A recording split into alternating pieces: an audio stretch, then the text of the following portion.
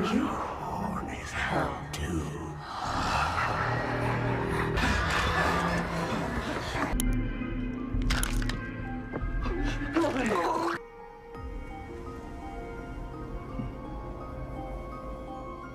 Hello दोस्तों, welcome to our channel. तो दोस्तों, मैं आज आपके लिए एक लेकर आया हूँ हॉरर स्लैशर मूवी जिसका नाम है दी हैक्स।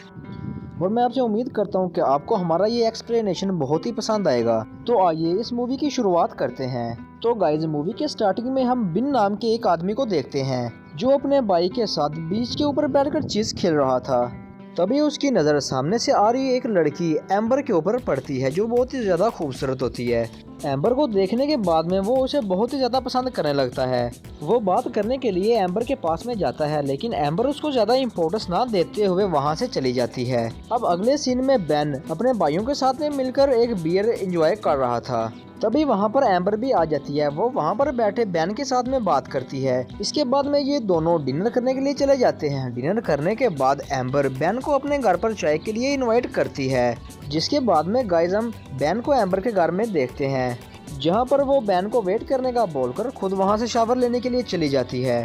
तभी बेन को वहाँ एम्बर के रूम में किसी के कपड़े का एक पीस मिलता है। एम्बर के वापस आने पर बेन उससे पूछता है, क्या तुम्हारे अलावा भी यहाँ पर कोई और रहता है? तो गाइस, थोड़ा टाइम चुप रहने के बाद वो इसे बताती है कि बहुत अरसा पहले एक लड़की जो कि इसके घर में इसके रूम में ही रहती थी, लेकिन लास्ट टाइम वो अपने बॉयफ्रेंड के साथ अपनी शर्ट यहीं पर छोड़कर वहां से भाग गई थी।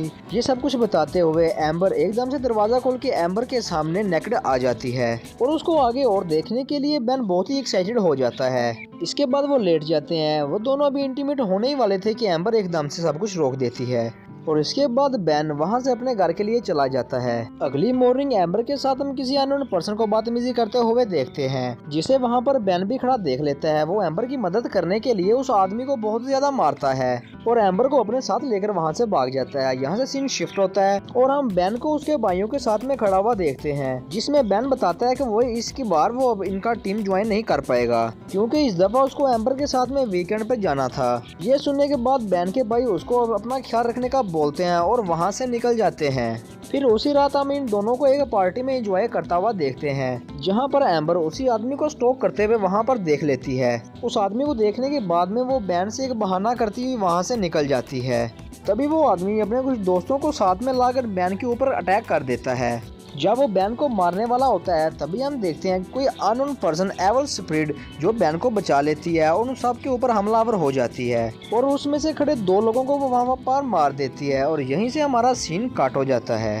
अगले सीन में बेन को हम उसी घर में ब्रूस देखते हैं जहां का वर्कर उसे बहलाता है और वहां से भगा देता है और बेन एम्बर की तलाश में उसके घर की तरफ निकल जाता है। दूसरी तरफ हम उसी आदमी को देखते हैं जो बेन को चेस करते हुए उसके घर की तरफ आ जाता है। दरअसल वो आदमी यहाँ पर बेन को शूट करने के लिए उसके घर के करीब आया था, लेकिन अचानक से उसकी कार के डोर एकदम ब्लॉक हो जाते हैं और कार का साउंड सिस्टम बहुत ही लाउडली बजने लग जाता है। ये सब होता देखकर वो आदमी बहुत ही परेशान हो जाता है। तभी हम देखते हैं कि एकदम से उस आदमी की सीट पीछे चली जाती है। एकदम से वो सीट बेल्ट उसके गले में एवल पावर की मदद से बंध जाती है और एकदम से उसका दम घुटने की वजह से वो आदमी वहीं पर ही मारा जाता है। बेन भी वहां से गुजरते हुए उस आदमी को देख लेता है। वो एकदम से एम्बर के घर की तरफ में जाता हुआ भागता है। एम्बर के घर में हम एम्बर को देखते हैं कि जहां पर कोई अननोन शक्ति उसके ऊपर कंट्रोल कर उसका रेप कर रही है, जिसकी वजह से एम्बर को बहुत ही ज्यादा तकलीफ हो रही थी। तभी गाइज वहां पर बेन आ जाता है और वो इसको एम्बर को संभालता है और इसको कंफर्टेबल करता है। बेन एम्बर से ऐसी हालत का कारण पूछता है, लेकिन वो इसको जवाब में कहती है कि उसको मृगी के दौरे पड़ते हैं, जिसकी वजह से वो बहुत ही परेशान है। और गाइज यहाँ पर हम देख सकते हैं कि एम्बर ने बेन के साथ झूठ बोला था और गाइज ऐसा उसने क्यों किया था ये हमें मूवी के लास्ट में पता चलेगा। फिर अगले दिन ये दोनों एक क्लिनिक पर अपनी मेडिसिन लेने के लिए जाते हैं। वहाँ पर एम्बर को बहुत ही खतरनाक विजन आने लग जाते हैं। वो वहाँ से बाहर भाग जाती है। तभी डॉक्टर वहां पर बेन को बताता है कि तुम्हें कोई इवल स्पिरिट जो कि कंट्रोल कर रही है, जिसका कारण मुर्दा लोग तुम्हारे शरीर के ऊपर कंट्रोल करने लगते हैं। इतना कहने के बाद वो बेन को एक अजीब सी दवाई दे देता है और बेन को बता देता है कि ये दवाई तुमने एम्बर को खिला देनी है। तो गाइज अब हम बेन को एम्बर के लिए चाय बनाता हुआ यहाँ पर देख पाते हैं। इसे एम्बर के घर में काफी अजीब सा फील हो रहा था। उसे मिरर के ऊपर गेट आउट लिखा हुआ भी दिखाई देता है। इन सब से घबराकर वो एम्बर की चैन में चाय में उसी दवाई को मिला देता है। चाय को पीने के बाद में एम्बर एकदम से बेहोश हो जाती है और उसके मुंह से जाग निकलने लग जाता है। बेन उसकी जान बचाने के लिए उसी डॉक्टर के घर में जाता है, जहां पर उसकी असिस्टेंट दरवाजा खोलती है। तभी वो इन दोनों को लेकर अपने घर की तरफ पहुंच जाता है। घर में एम्बर इनको एक बेड के ऊपर बैठी दिखाई देती है, जो कि एक एवल की तरह रिएक्ट कर रही थी। जैसे ही बेन उसके फेस के ऊपर आए बालों को हटाने की कोशिश करता है तो एकदम से एम्बर उसका गला दबाकर उसको मारने की कोशिश करती है, लेकिन डॉक्टर और असिस्टेंट मिलकर वहां पर बेन की जान को बचा लेते हैं। तभी वो एम्बर की बॉडी के ऊपर एक ब्रांच बनाकर उसको एक वर्चुअल फंक्शन करने लग जाते हैं। लेकिन बेन उनको ये सब कुछ नहीं करने देता है, क्योंकि उसके मुताबिक एम्बर को अभी तक मिर्गी के दौरे पड़ रहे थे और इसके कारण वो बहुत ही ज्यादा वियर्ड बिहेव करती है। और इन सब से चलता हुआ बेन डॉक्टर और असिस्टेंट को अपने घर से बाहर निकाल देता है और एम्बर के पास में आकर बैठ जाता है और उसको गले से लगा लेता है और उसकी बॉडी के ऊपर बने सिंबल को हटाने के लिए वो उसको शॉवर देता है, जहां पर वो एम्बर की बॉडी के ऊपर एक निशान देखता है। तभी एम्बर उसको बताती है कि वो अपनी ट्विन सिस्टर के साथ में पैदा हुई थी, जिस निशान का कारण वो बताती है कि इन दोनों की बॉडी आपस में जुड़ी हुई थी। तभी एक ऑपरेशन की मदद से इन दोनों बहनों को अलग कर दिया गया था। इस ऑपरेशन के दौरान उसकी बहन का नाम डायना था, जो कि वहां पर मारी चुकी थी। डायना का नाम सुनकर बेन एक दफा डर जाता है, क्योंकि उस डॉक्टर ने भी डायना का जिक्र इसके साथ किया था।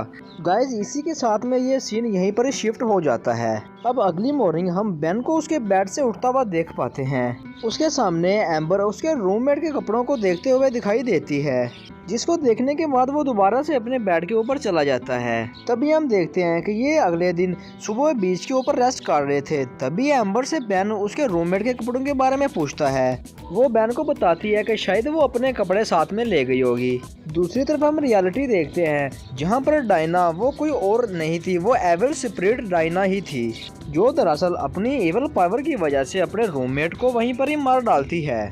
यहाँ पर बेन इसके झूठ को पकड़ लेता है और इसके फोन में इसके और उसके रूममेट में की इंटीमेट पिक्चर्स भी देखता है, जिसके बाद में बेन एम्बर से नाराज होकर वहां से चला जाता है। अगले सीन में हम बेन को अपने भाइयों के साथ में देखते हैं, जो कि एक बार में अपने भाइयों के साथ में एंजॉय कर रहा था। बेन सारी पुरानी बातों को भूलकर नई लाइफ एंजॉय कर रहा था। कुछ दिन बाद उसके फोन में एम्बर की तरफ से एक वीडियो मैसेज आता है, जिसमें एम्बर ने सुसाइड अटेम्प्ट किया हुआ था। ये देखने के बाद में बेन एम्बर को बचाने के लिए उसके घर में चला जाता है। जब वो उसके घर में जाता है तब वो एम्बर को उसके वॉशरूम के एक बाथटब में देखता है और बड़ी मुश्किल से वो वहाँ से एम्बर की जान बचा लेता है। और अब यहाँ पर हम इन दोनों को बात करता हुआ देखते हैं। यहाँ पर ये एम्बर बेन को बताती है कि दरअसल वो और कोई चीज नहीं, वो मेरी बहन डायना ही है, जो कि मेरे शरीर में आकर एवल पावर दिखाती है, जिसके कारण वो बहुत ही ज्यादा वियर्ड बिहेव करने लगती है। इसके बाद में वो एक प्रीस्ट के बारे में बेन को बताती है, जो इसको इससे बचा सकता था। पहले तो बेन उस प्रीस्ट से मिलने के लिए इनकार कर देता है, लेकिन एम्बर के बहुत ज्यादा इंसिस्ट करने के बाद वो उस प्रीस्ट के पास जाने के लिए तैयार हो जाता है, जिसका नाम होता है ब्रीस्ट।